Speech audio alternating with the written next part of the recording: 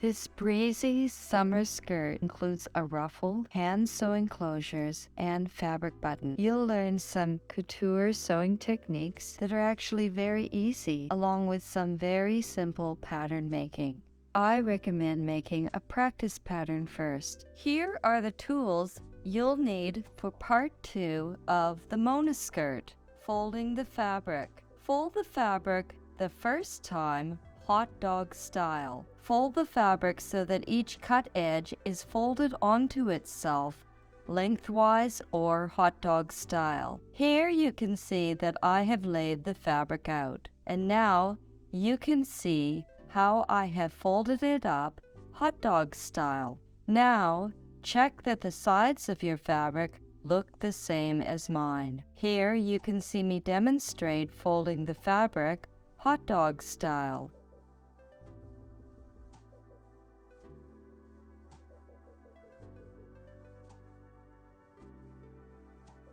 Repeat this step one more time. Here you can see what that would look like. And once again, check that your fabric looks the same as mine and that the folds and edges are correct. You can see that there is one single fold and one double fold at each side of the fabric. And here you can see me demonstrate what that would look like on my fabric.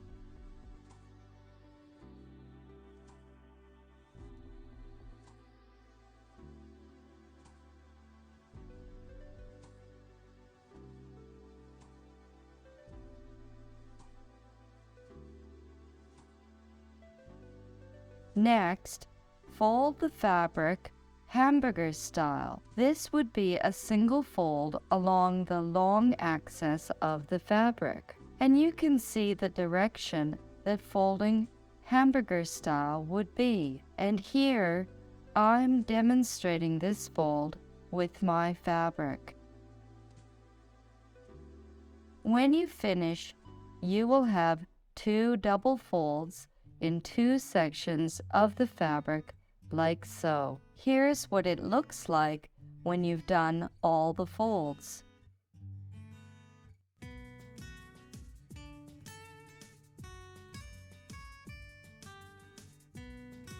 Make sure that you have the cut edges of the fabric facing away from you, and the folded edge in the corner should be near you.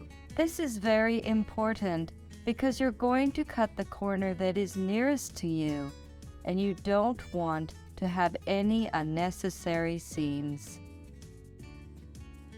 Let's begin pinning and cutting the fabric for the skirt. Step 1. Place the pattern in the corner of the fabric and pin the pattern to the fabric. Here you can see me demonstrate this.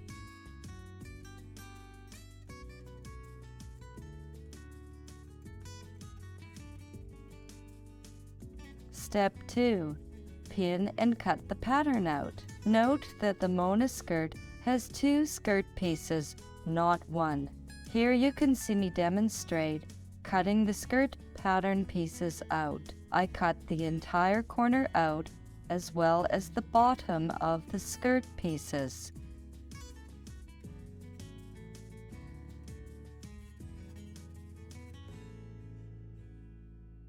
When I pick the pattern piece up, it looks like this.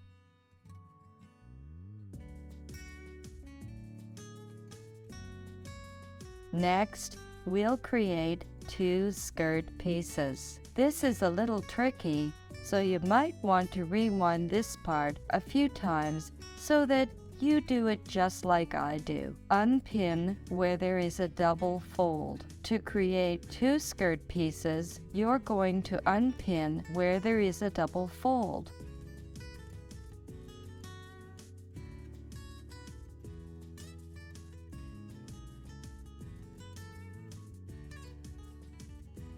Then pull one of the double folds down and cut through all parts of that one double fold. This will create 2 panels for your skirt. So when you cut, you will cut from the hem to the waist along the fold line through both layers of one of the double folds. This will give you 2 skirt pattern pieces. Here I demonstrate this. You can see that I am cutting through only one set of the double folds. Notice what this looks like. You will then remove the pins and the pattern and unfold the fabric. Please note that the Mona skirt has 2 skirt panels. When I unfold my fabric, I have 2 skirt panel pieces, which looks something like this. Now we will cut out a rectangle shape for a waistband. Use leftover material from the main fabric that you've already cut. To do this, you need to measure your waist and at least 1 inch more. You can always cut it shorter later once you stitch it in place. Also, cut your waistband 2 to 4 inches wide, depending on what you would like. You won't need to worry about putting elastic through the waistband, so decide on the width based on your personal preference. You can see me draw my waistband piece. Notice my little trick of using soap rather than tailor's chalk. This works wonderfully because the soap irons out and washes out of fabric. It's easy to use and sustainable, and it's also cheaper than tailor's chalk, so I recommend it.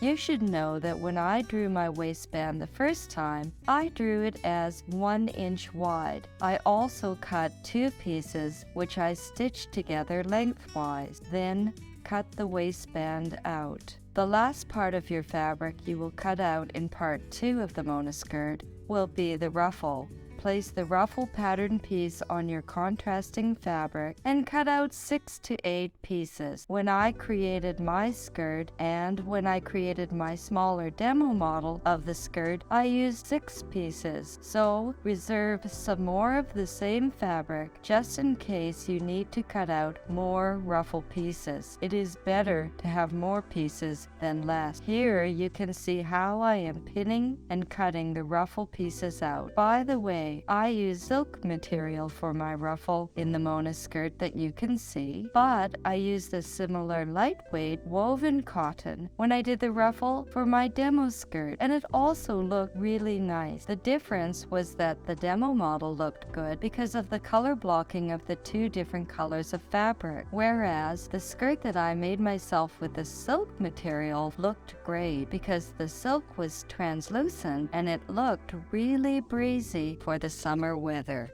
I hope you now see that drafting your own pattern doesn't have to be hard. And the best thing is that when you draft a pattern based on your own measurements, it fits you much better than many of the ready-to-wear clothes you've been buying in stores. Plus, you don't waste time in taking your clothing to tailors to get it to fit right, or the extra time you might have taken in fixing store-bought clothing that doesn't fit you well. Pattern making doesn't have to be hard. The next steps we are going to do involve sewing the garment. If you're ready to start part 3 of the Mona skirt tutorial, check out this next video.